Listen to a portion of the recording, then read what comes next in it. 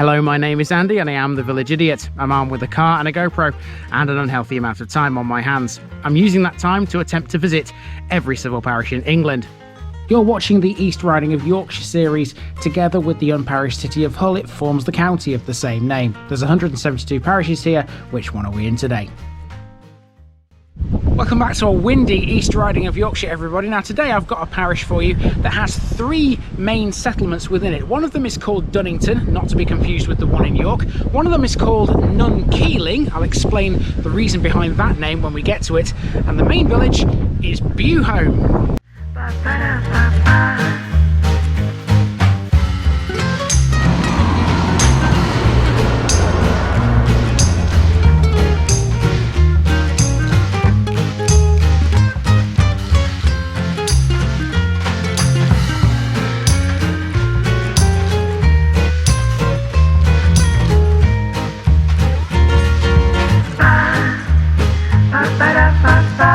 Here's my disclaimer for people who may be watching me for the first time. I say things as I would in my native accent and dialect. As a result, I may not pronounce things in the same way as the locals do. Remember, I'm a visitor. It's impossible to know everything.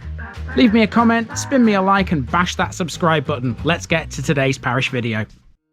This week in the East Riding, we're in Bewholme, a tiny village sited to the west of Atwick and 3 miles northwest of Hornsea. It's an interesting parish given what it covers.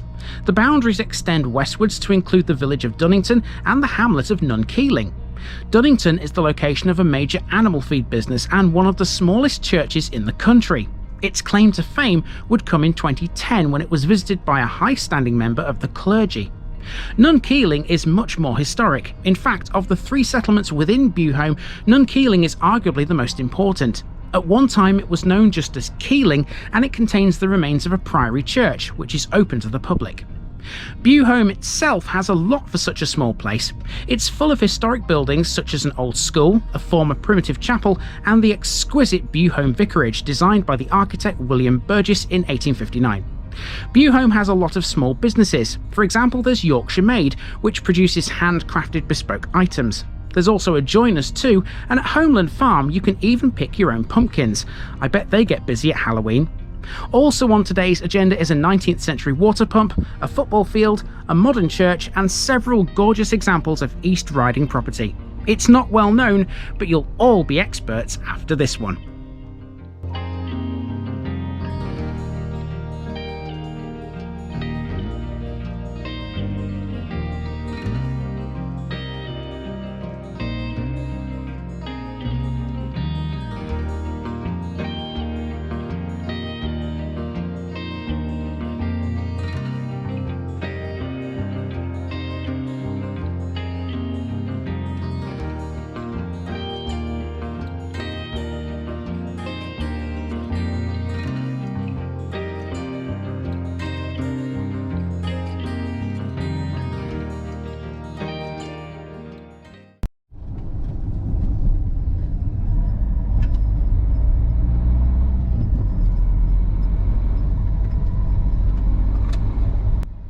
We begin in Dunnington, a tiny village which is surrounded by plenty of trees, as I'm sure you can see here.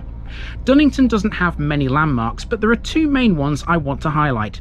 First of all, keep your eyes to the right of the screen and you'll catch a glimpse or two of some massive industrial buildings. They belong to an animal feed company named Manor Farm Feeds.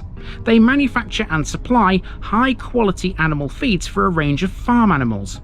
Lorries are regular users of these narrow roads as a result. On the road south out of the village, you'll come to a small church. It's dedicated to St Nicholas, and it's one of the smallest churches in the country, having only 8 pews. In 2010, it was saved from closure after £30,000 was raised for restoration and repairs. The congregation of less than a dozen people raised the cash over 9 years. A service was held to celebrate its rejuvenation, and it was conducted by Dr. John Sentamu, who was at that time the Archbishop of York. And once you get through Dunnington, if you take a right turn, you end up in a place called Nunkeeling. Now you might remember Nun Burn Home, that was an episode we did ages ago, which means nunnery by the stream. Well, the nun part is the same in this place because there was a priory right here, and the remains of said priory are here next to this farmyard. There you go, that's the farm just there, and there is Nunkeeling Priory. There's a sign on that door. Shall we go and have a read of it?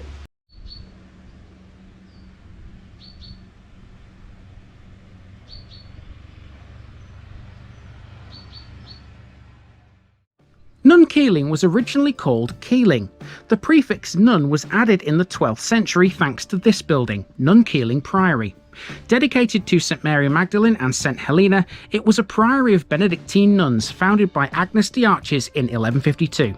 At one time a very well-known establishment, the priory suffered from great poverty towards the end of the 13th century. When Henry VIII had his way with the priories in 1536, Nunkeeling would buck the trend. It was not immediately dissolved, and it was even refounded in 1537. However, this didn't last long, and its remaining assets were finally surrendered in 1540. The Priory church was rebuilt in 1810 using materials from the original structure, but has fallen into ruins since. In 1972, it was noted by Nicolaus Pevsner that the church was full of trees. Effigies from the building were removed to Hornsea, and in November 1985 the remains were given a Grade 2 listing. It remains open to the public. And if you look through what would have been, of course, the east window, you will see Bewholme in the distance, or at least theoretically you can. It's over there somewhere. I can see the top of a house, one solitary house in the distance. But that's where Bewholme is. And now that we're done with Dunnington and Nunkeeling, let's go to the main village.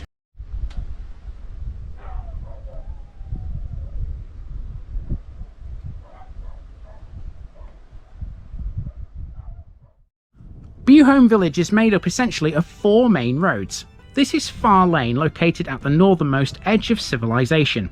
The other 3 roads are Water Lane, which is a dead end that runs parallel to Far Lane, Catfoss Road, which runs westwards towards Bransburton, and Skipsey Road, which is the main drag through the village.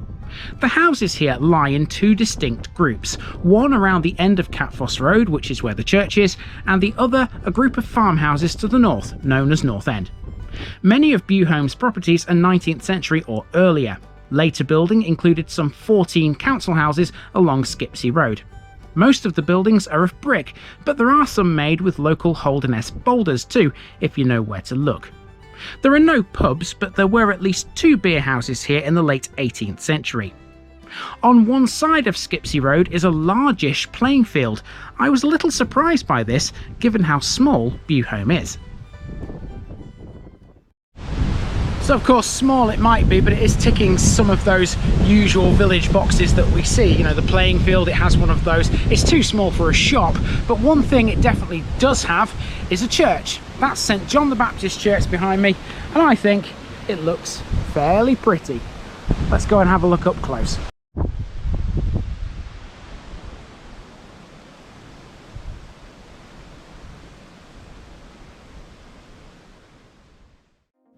In the churchyard there's a war memorial. It's a small Celtic cross, this one, and it's for World War I only, listing the names of the 5 Bewholme men who died. The church, dedicated to St John the Baptist, is pretty recent. Built of brick, it was erected in 1900 by an S. Walker of Bridlington. It can seat 90 people. The church was originally only opened a few times a year for services at Easter, Christmas and at harvest time. It now opens every 2nd and 4th Sunday of the month. Check this out too, the church is fully accessible for the disabled. That's good to see. Next door to the church is Bewholme Vicarage. Designed by the architect William Burges in 1859, it's been described in the past as having an eccentric northern French fairy tale style. Burges also drew up designs for the church too, but they were never executed. Nearby we have the parish notice board. Does anyone else think it's frightening how few are left in the East Riding now? 58 to go. So from the church, if you keep walking south out of the village, you literally then go out of the village. It runs off into the countryside. There's a few things around here though. I've just noticed the old post office. It's the end house in this white block here. That one, that's the old post office. There what looks to be like an old school on Catfoss Road, on the corner of Catfoss Road, just behind that. I'll check that out in a moment. And this building here, for some reason, has piqued my interest. I'm just going to cross the road because I think there's a car coming. I'm not sure if this is an old chapel. Oh, you know, I've not been doing this nearly 3 years and not learned anything. Yes, it is. It is an old chapel, and there is a stone in the wall there between the two windows. The date says 1852, I think. 1852, and it was a primitive Methodist chapel. Clearly now a house.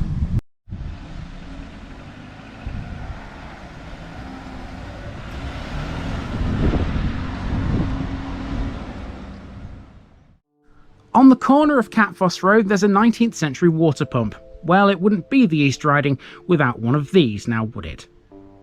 I was right, by the way, this was indeed a school. I have no date for its original construction, but it was rebuilt in 1848 and then enlarged in 1875. It was capable of accommodating 70 children, but was attended by about 50. Next door, adjoining the main building, is the old schoolhouse. Both are now private residences. And speaking of houses, that's effectively what you'll find on the rest of Catfoss Road. Some of them have some history. This white house here, for example, is the old blacksmith's cottage. There's a business based there now called Yorkshire Made, which produces handmade products such as house signs, keepsake boxes, chopping boards, coat racks. The list is endless. And we finish with some more businesses. This is MGB Joinery, which is next to Homeland Farm. That's where you'll find the pumpkin patch, where you can pick your own. So pretty much after that, the road runs off back towards Nunkeeling, and that's the village of Bewholme. There is one other part to Bewholme. It's called North End, and to get to that, all you do is you go, if I turn the camera around, at this junction here, you turn left and keep following the road and you go through North End. To be honest with you though, I don't think it's worth going up there because there isn't really a lot to see, to be honest. There's the odd, you know, business, farm business and outbuildings and stuff like that, but nothing really I can get my teeth into, I don't think. So we'll just amble back to the car from where we are here and move on to the next one. Lastly, I headed to the west towards the hamlet of Catfoss. Part of the former Catfoss airfield is within Bewholme's boundaries, and next week we'll be taking a look at that old airfield in a bit more detail. Until then, that's been Bewholme, folks, and I'll see you back here in 7 days' time. Bye for now.